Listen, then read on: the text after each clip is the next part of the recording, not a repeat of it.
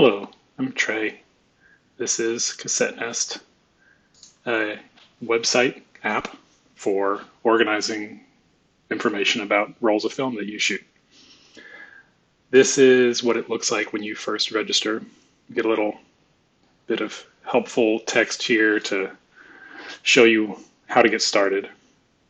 The idea of the app is that you add cameras to the system and you add rolls of film. And then as you load your cameras in real life, you quickly note which rolls you've loaded in which cameras in the system, and you can keep track of what's loaded where and then go from there. So we'll just kind of go through this and show you a basic use case. So first I would add a camera, and you can choose the format and notes if you want, and then things like if you've just borrowed this camera or something and you don't want it to always be front and center in the system, you can mark it unavailable. It's a little more advanced use case. Right now we'll just do this, and then when we go back to the home page, you can see it's under the heading ready to load, and the checkbox is checked on our little to-do list.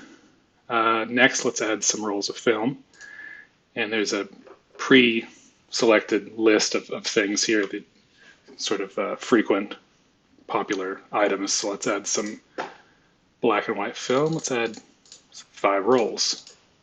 There we go. And there's lots of pages here that will list out information about times that you've used the film in the past and which cameras you've used it in, things like that. But right now you can see our checklist of things to do is gone, and we're ready to load our Nikon. So if we click that, we can pick a film. That's what we've already added into the system. We can choose whether we push or pull it, and we can load the camera. And here you can see that it's automatically associated a code with the roll. And the idea here is that you can, within any given year, you can, these codes are unique, so you can see, 2019, this is the first roll of black and white film that I've shot in 35 millimeter. So there's a little nuance there, but I think that once you start using it and see like a big list of items you've got for the year, it's very helpful to have that sort of unique identifier. So this is information about this roll in this camera that's loaded right now, loaded on today in this camera. And you can add journal entries for a roll of film, so you can track which exposures happen on which day and things like that, which I like to keep track of, but that's optional. And as you go about your day and pull this up on your phone or whatever, you can quickly see what cameras are loaded, and they're sort of color coded here. This is gray, so it's a black and white roll, and this is the speed of the film. And if you pushed or pulled it, it would adjust accordingly and show you exactly what you have. And then this page also gives you a quick rundown of like how many rolls you have, if you have rolls that are ready to be developed, and things like that. So let's go ahead and add another camera so that I can show you 2 things loaded at once. So this time we'll add a medium format camera. And we'll need to add some medium format film. So we'll add rolls to storage. This time we'll do color. So let's do, Cinestill 800. Add a couple of rolls of that.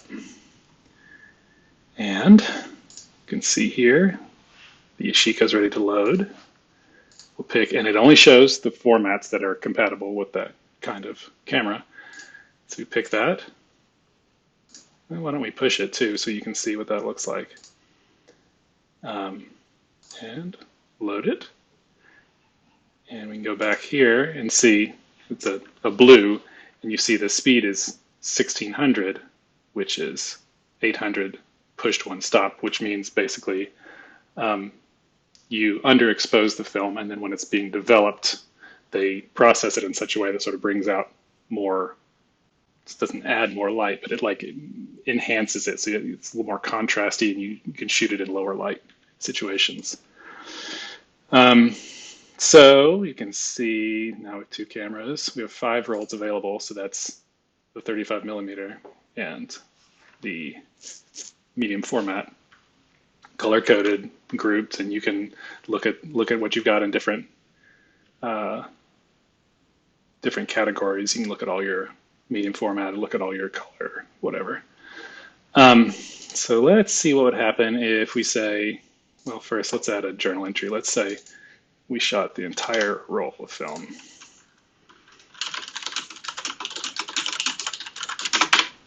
And say, okay, shot it all in this day, save it, and you can see if we had multiple ones, they would just be line items on this, and you can see which frames you shot on which day.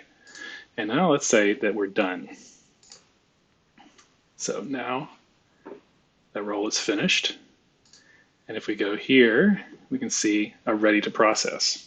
So you can quickly see at a glance when you go to place an order what you have that needs to be done. So if something is pushed or pulled or whatever, actually, let's go ahead and finish that one too. And we can see that. Let's go ready to process. You can see this. We have one roll of color. One of them is pushed, one stop, and then you get all your totals. So it makes it a lot easier when you're going to place an order somewhere to quickly input it. So that's the gist of that.